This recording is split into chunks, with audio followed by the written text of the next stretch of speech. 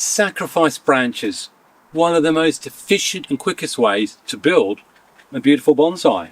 But equally, it can also be one of the fastest ways to ruin a beautiful bonsai. And today, I will show you why. So if you want to learn all about sacrifice branches, there are three main purposes, and more importantly, what to make sure you never, ever forget to do. Keep watching.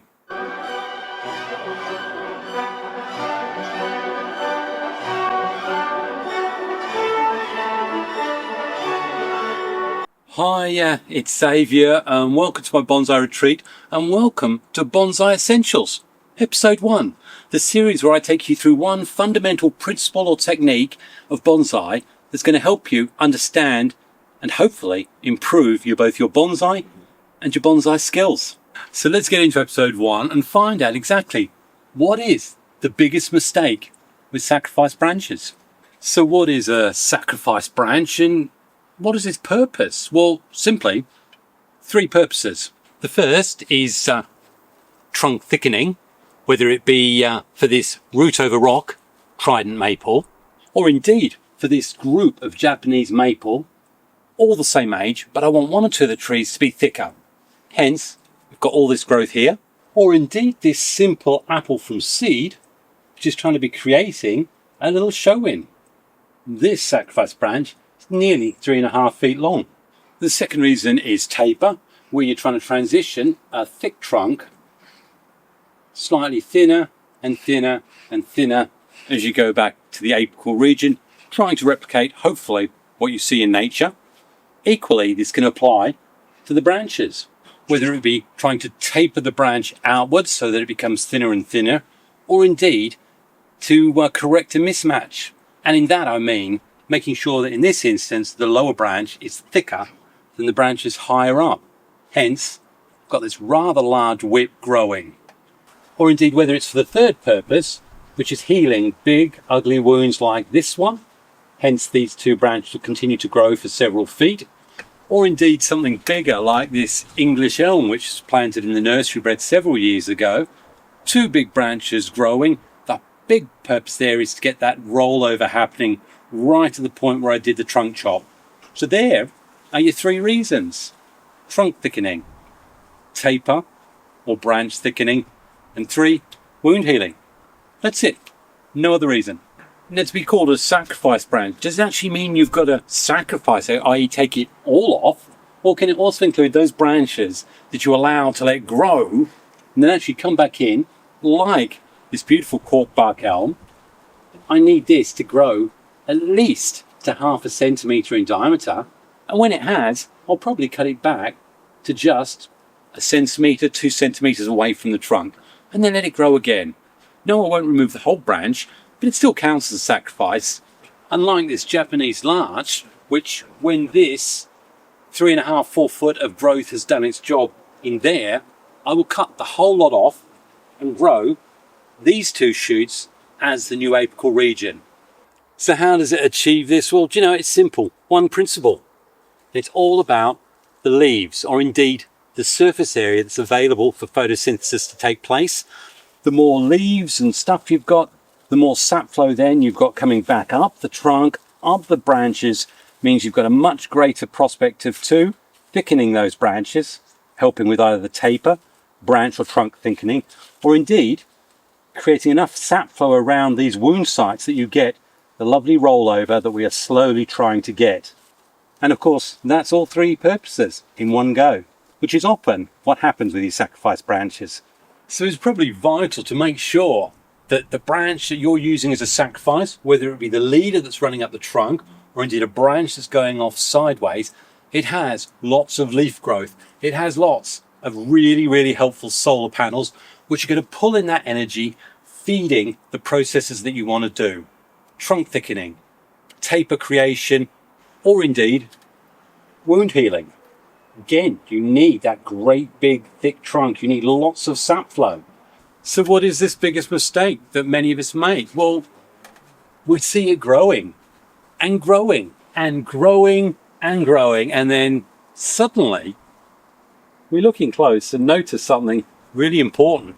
We suddenly realize that where we've been looking to get all that trunk thickness, we've allowed the top to actually grow too much. And in fact, we now find that we've actually got the situation of inverse taper, a great big swelling there. And to really avoid such problems as bulging trunks, inverse taper, wounds that haven't healed, it's simple. It isn't a question of time. It isn't a question of 1 year, 6 months, 2 weeks. It's all about using your eyes and watching and reading the tree. The tree will tell you whether or not it's time to remove or shorten that sacrificed branch. Now, the case of this Japanese larch is actually a very good example of where I've left this sacrificed branch on probably 6 months too long. The aim was to create taper and thickness on this trunk, and that was happening brilliantly until I left this on. If you have a look, because the thickness between here and indeed here is minimal, and what I really wanted was that to probably be third less, so that we get a much more defined and obvious taper for the apical region here. The result is I'm going to have to look at using either this one, or indeed growing these other ones out, because my only option right now is to remove this. So instead of having that taper by removing it at the right time, I'm now nearly going to start, I'm basically going to have to start again. Yes, I've got the trunk thickness, but now the tree is back probably 2 years, because I've either got to let a couple of these shoots here develop from buds. That's definitely going to take me 2 years. Or I adapt and use these ones as a leader, potentially this one as a leader, or indeed the one at the back. If I use that option, then I'm going to need to cut that wound further back. But that's going to take us back to the other problem, which isn't thickening or taper, wound healing. To do that, I'm going to need to let those shoots run out, or indeed work with these ones. It's not insurmountable problems, but I lost sight of what my original aim was. I should have been watching this. As soon as this branch was thick enough here, and as I say, probably about 1/2 centimetre narrower, I should have done that cut. I then would have had a little stub up here where I could have had a much more realistic and natural taper. So my first hint, definitely read your tree, and thereby avoid making that sort of mistake and putting yourself back 2 years. And it's probably a good thing to say right now that we've got that big open wound. What you do need to make sure you do to aid that healing process and the rollover, which is one of the aims of sacrifice branches, is to make sure you've got some cut putty. It doesn't have to be this that I get from notionbonsai.com, Adam's own recipe, but you definitely need to be sealing those wounds to encourage the rollover. What we'll do is remove a lot more of this, leaving a little bit of a lip on either side there. These will be used as the 2 branches to heal that. And if you look at the thickness of them, they're probably 1/3 of the thickness of the trunk. I can actually allow these to continue to grow. What I must make sure I remember and read the tree is that when I'm happy with the thickness of this one, that I will be cutting back here, removing this sacrifice branch and allowing the new growth from these buds here. Equally, that applies to this one here, and I'll remove that. And really, all I'm looking for at the moment is the rollover to really start happening here. And in fact, similarly with this trident maple root over rock, I've allowed this sacrifice branch to grow, to thicken the trunk, and also to increase the grip of the roots on the rock. That's firmly attached, so it's achieved that aim. The thickness, I'm not going to be looking to get any thicker than that. It's going to stay as quite a short show-in. But now what I realise is that this is probably an average example, if I was going to say, neither good nor bad. But just up here, we are just starting to see around this side here where the sacrifice branch comes from, a little bit of bulging, and this one is actually thicker than the one behind it, and of a similar thickness to the one below it. Now for me, it's certainly not far gone. You could have one of 2 options. You could remove it completely down to the trunk line and then let the wound heal. There's enough energy and vigor for it to do that. Or in this case, I've got buds close in here. What I'm going to do is remove the offending sacrifice branch there. Loads and loads of summer cuttings for sure. And then what I'll be looking for is whether or not these ones right down here and behind it actually open up and activate. Because if that happens, then I will probably go in the autumn time and cut further back. We also have to be very aware of this one, which is growing unchecked. And actually, the thickness of that branch now is exactly what I need. So I am ready to cut it right back. So really, that's the biggest piece of advice to avoid you making a mistake with your sacrifice branches. Keep asking yourself, has it achieved exactly what I needed it to? If it has, get rid of it. And by the way, if you are indeed interested in how these root over rock trident maples were created and exactly what's going to happen to them in the future, then there is a cracking playlist that will show you the development of them. But there will also be a video coming out very soon talking about what exactly I do with root over rock in summer, because I actually can do quite a lot. So if that interests you, then make sure that you've hit subscribe and bell notifications. It'll help me, and I tell you what, I don't think you'll regret it. Do love a good root over rock. And before I show you the perfect example of getting trunk thickness and taper correct, let's just revisit this original apple that came from seed. I'm pretty well there, but if I was honest, the thickness there is practically the same as below the branch that comes off here. Ideally, I wanted that trunk to be a little bit thicker than that. I've probably overcooked it by, again, 3 months. Should have come off in spring. There is a simple solution, this. And hopefully you can see how well that's actually going to work out. We've definitely got taper onto that branch. It'd be nice if this one actually developed and grew out. Again, so thin, if I want to take advantage of using a sacrifice branch, I need this to grow out massive. Again, 3 feet to get some thickness on that. It also serves another purpose, which is the third reason we do sacrifice branches. And it concerns that. In fact, it's probably best demonstrated on this this hazel, because it's got both the best example of using sacrifice branches for wound healing and indeed the worst. Let's look at the worst first, shall we? This branch here, which will indeed eventually be a much shortened branch, but at the moment is being allowed to grow out, is supposedly, with the help of one down here, supposed to be aiding in the rollover and heal of this site here. Well, it doesn't take a rocket scientist to work out that for that to be any use whatsoever, I need to cut that down. So always make sure when you're looking at wound healing to actually cut your stubs down enough that the rollover is effective. In fact, there's another one I've got in the ground which shows you the exact same thing. I've got a great big branch growing off that hornbeam, and it's perfect to do the wound healing.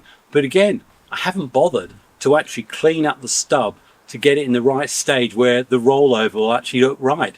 So after all, there's no point trying to get rollover on a stub that's nearly ½ an inch higher than the actual branch that you're growing.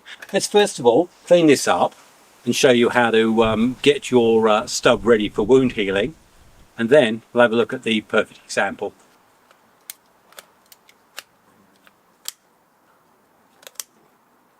Now, I haven't done myself any favours of the position of the wire there, but I've taken it down enough that when that rolls over it's going to look a lot more natural. So I just need to put a cut paste over it. Again, as I say, that's come from Notion Bonsai. Really good product, been using it for a couple of years now.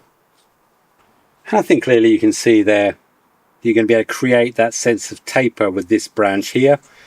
For proper healing to go on, you'd ideally want another branch here to give you that all 360 round. We'll probably find that we'll get healing on this half really well rolling, less so at the back here.